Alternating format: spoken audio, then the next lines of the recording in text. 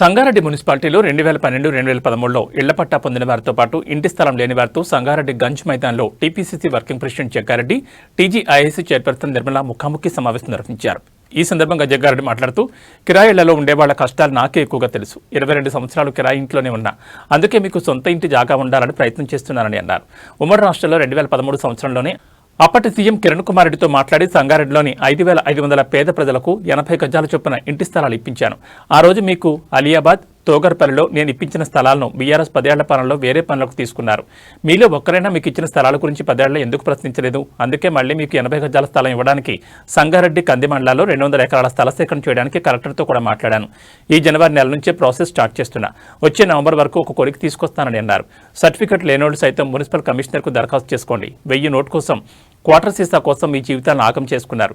మళ్లీ ఆగం కాకండి. ప్రతి నెల 5,000 రూపాయలు ఇంటికి చెల్లిస్తే ఏడాదికి 60,000, 10 ఏళ్లకు 6 లక్షలు నష్టపోయారు. ఆ రోజే మీరు ఆలోచించిన నిర్ణయం తీసుకుంటే ఈ 6 లక్షల రూపాయలు మీకు మిగిలేవు కదా.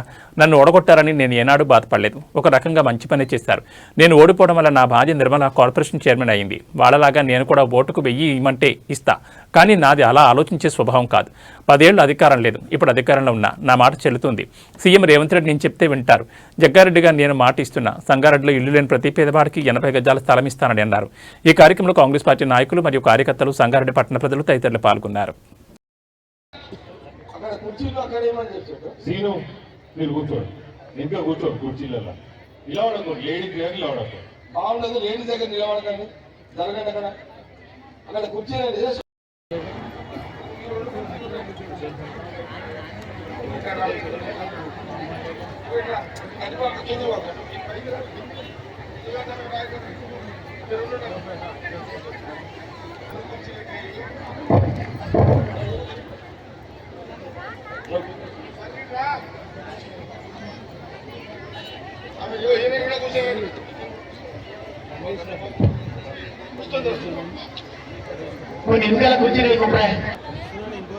ఎవరు డిస్టర్బ్ చేయకండి. నాకు మీటింగ్ అయిన సేపు చాలా చెప్పింది. అందరూ వచ్చి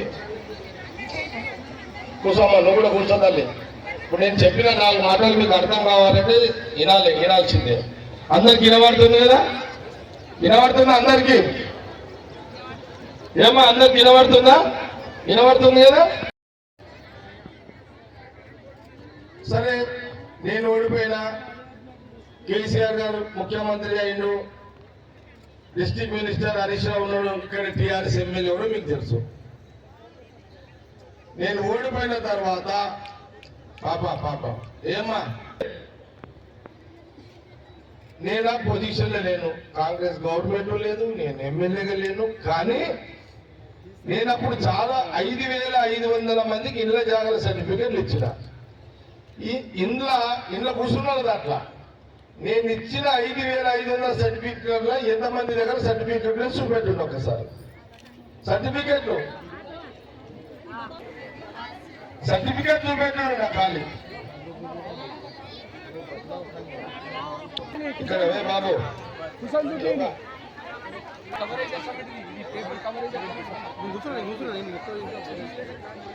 ఇక్కడ గవర్నమెంట్ లేదు. తెలంగాణలో కాంగ్రెస్ గవర్నమెంట్ వచ్చి 2 సంవత్సరాలు అయింది. నిన్న డిసెంబర్కి 2 సంవత్సరాలు అయింది. ఇక్కడ కాంగ్రెస్ ముఖ్యమంత్రి ఇప్పుడు రేవంత్ రెడ్డి గారు, సరే మన జిల్లా మినిస్టర్ దామోదర్ రాజనరసింహ గారు, వివేక్ గారు incharge minister, revenue minister Ponguleti గారు, నేను 1 సంవత్సరం నుంచి వాళ్ళ దృష్టిలో కూడా తీసుకొచ్చిన. నేను సంగారెడ్డిలో ఇళ్ల స్థలాలు లేనులకు 5,500 మందికి ఇళ్ల జాగాలు ఇచ్చిన అని చెప్పిన. వాళ్ళకు కూడా చెప్పిన. అసలు ఏమైందంటే 2014లో నేను ఓడిపోయినా కదా. నన్ను ఓడగొట్టిన ఎంతమంది చేతులు ఎత్తిండటం సార్?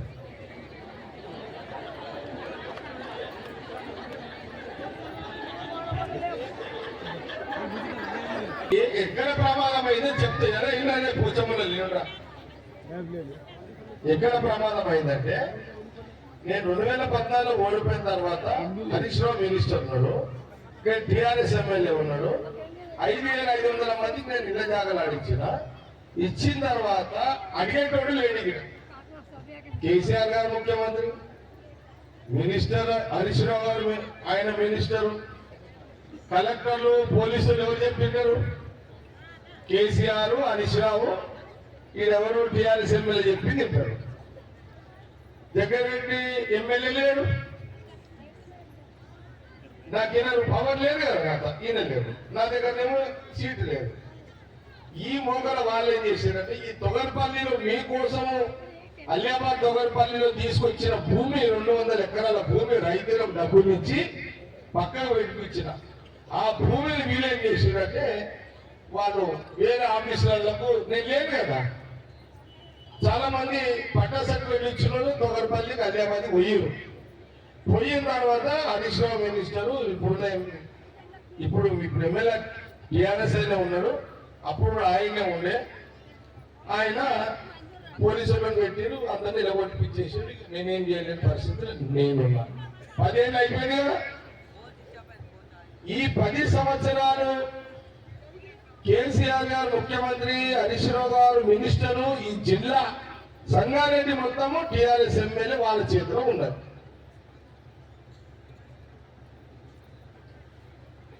మీకు జాగా మీరు ఎవరు ఇంతమంది సర్టిఫికేట్లు చూపెట్టారు కదా, జగ్గారెడ్డి ఇళ్ళ జాగా సర్టిఫికేట్ ఇచ్చిండు, మరి మీరు టీఆర్ఎస్ ఎమ్మెల్యేని పోయి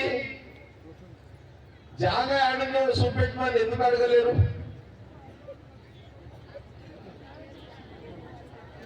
లేదు అరే ఆడో అరే చెప్పింది అడగలేదు కదా.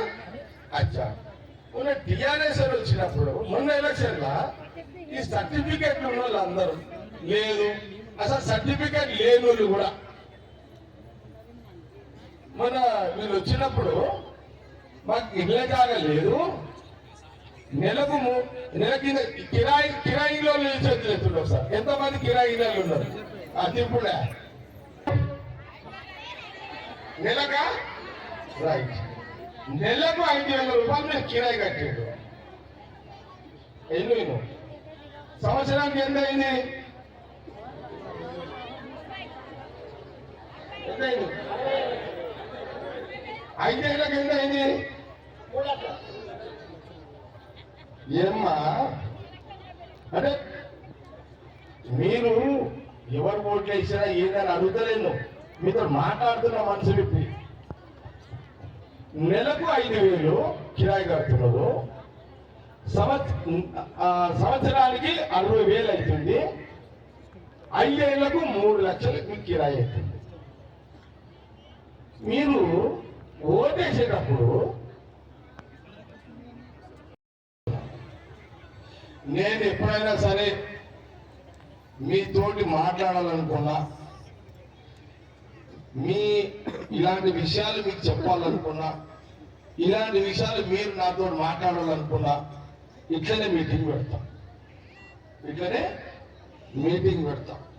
మీటింగ్ పెట్టిన రోజు 2 రోజులు 3 రోజుల ముందు ఆటోలు పెట్టి ఊరంతా ప్రచారం చేస్తాం. చెప్తారు, మీకు ఫోన్ చేయాలంటే కాదు, చెప్తారు, పాంప్లెట్ వస్తుంది మీకు. నాతోటి ఇదే ఎప్పుడు మనం కలవాలనుకున్నా ఇట్లనే కలుస్తాం.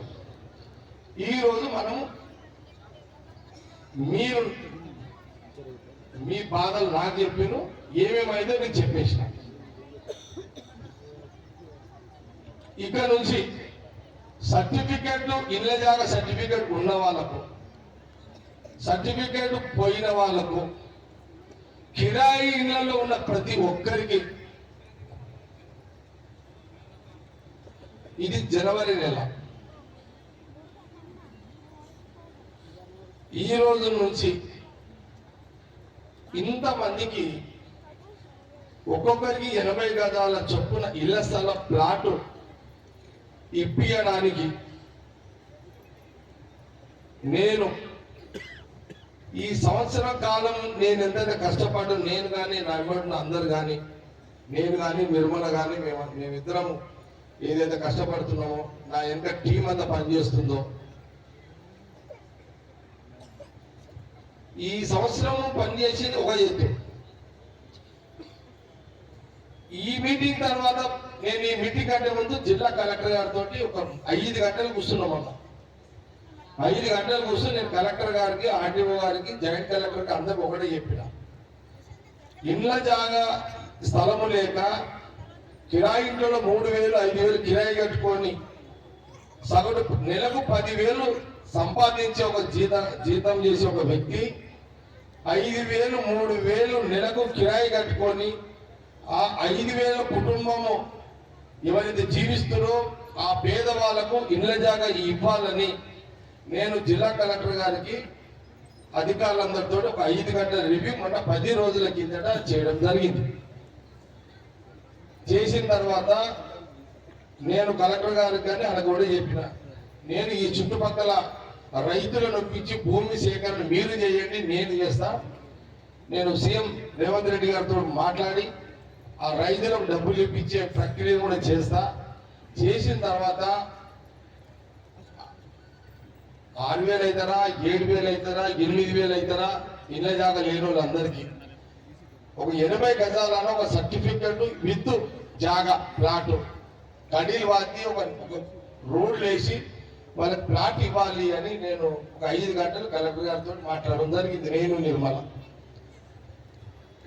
ఒక ప్రాసెస్ స్టార్ట్ చేసిన, ఒక పని మొదలు పెట్టిన.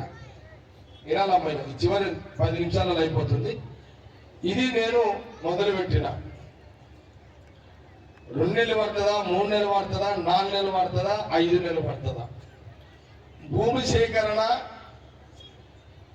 దాని తర్వాత ప్లాటింగు, దానితో పాటు అధికారుల ద్వారా ప్రతి ఇంటికి వచ్చి కిరాయి, నువ్వు ఇంకా కిరాయికి ఉంటున్నావు, నీ ఇంటికి ఒక అధికారి వస్తాడు, నువ్వు రాపించుకుంటావు, నేను ఇంట్లో కిరాయికి ఉంటున్నా అంటే నువ్వు ఆధార్ కార్డు ఇస్తావు. అవన్నీ అధికారులతో చేపించి మళ్ళీ నేను చెప్తున్నా, భూమి సేకరణ అయిపోయిన తర్వాత మళ్ళీ మీతో ఒక మీటింగ్ చేస్తాం. మళ్ళీ భూమి ఈ ప్రాంతంలో కంది సంగారెడ్డి మండలం ఎక్కడో దగ్గర ఒక 200 ఎకరాలు రైతులకు ముఖ్యమంత్రి గారి ద్వారా డబ్బులు ఇప్పించి అది సేకరించిన తర్వాత నేను మళ్ళీ ఒక మీటింగ్ పెడతా. ఇక్కడ ఒక మీటింగ్ పెడతా. ఆ మీటింగ్ లో మీ అందరితోటి భూమి అంతే కదా, ఏదైనా పద్ధతి ఏముంటది? ఓ పిల్లగాడు పెళ్లి చేసుకోవాలంటే ఏముంటది? పిల్లని చూస్తారు ఫస్ట్, అవునా కదా? నేను చెప్పిన ప్రతి మాట జల్దే కావాలని మీరు దేవుడిని మొక్కండిగా. జగ్గారెడ్డి ఏదో తిప్పల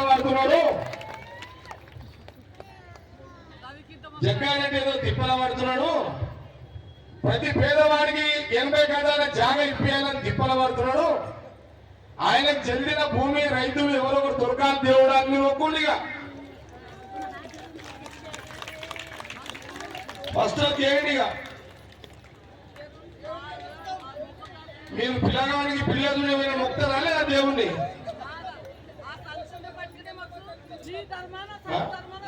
నేను మళ్ళీ చెప్తున్నానండి, ఇది జనవరి నెల. నా ప్రయత్నం ఏంటంటే ఈ సంవత్సరంలో, అంటే ఈ సంవత్సరం జనవరి అంటే నవంబర్ డిసెంబర్ అనుకోండి, ఇక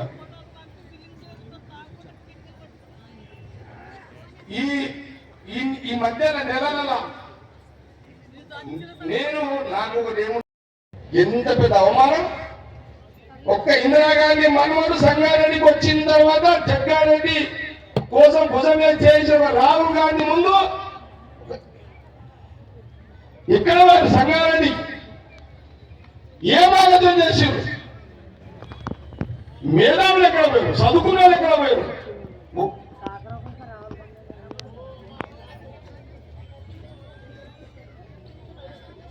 చాలా మంది ఇన్సైడ్ అయింది అసలు నాకు. ఇక అందుకే నేను చాలాసార్లు దసరా కూడా చెప్పిన, ఎందుకు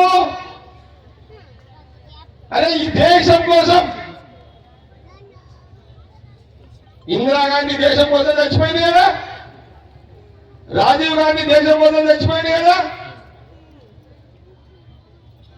అలాంటి ఆయన రాజీవ్ గాంధీ సోనియా గాంధీ కొడుకు, ఇందిరాగాంధీ మన్మడు ఇక్కడికి వచ్చి రాహుల్ గాంధీ జగ్గారెడ్డి భుజం మీద చేస్తే నేను ఎంత ఫీల్ అయినంటే, నేను అనవసరంగా రాహుల్ గాంధీని పిలిచి నేను అవమానపరిచిన ఫీలింగ్ ఉన్నా. ఇది ఎప్పటిదో నా మనసులో ఉన్నది అనుకోకుండా బయటకు వచ్చింది ఈరోజు.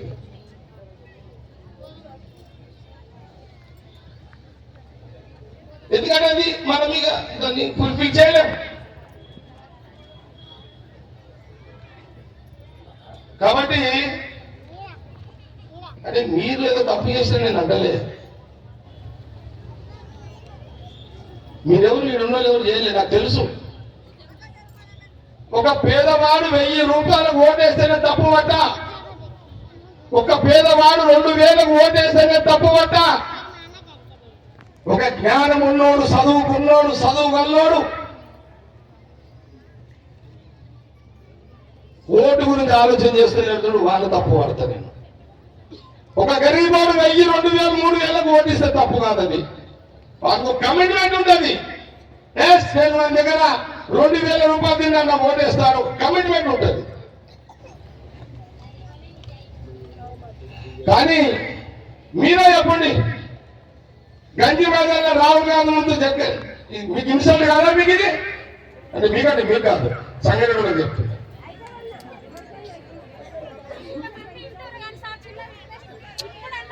అయితే నేనేమంటున్నాంటే, నేనేదో మీకు జనరల్ గా మనసులో చెప్తున్నా, ఇదేమి ప్లాట్లకు దీనికి సంబంధం లేదు. మళ్ళీ నేనమ్మా ప్లాట్లకు దీనికి సంబంధం లేదు, మళ్ళీ మనం ప్లాట్లప్పుడే కలుస్తాం, అది వేరు. కానీ కొంత అనుకోకుండా మైండ్లో చెప్పేసిన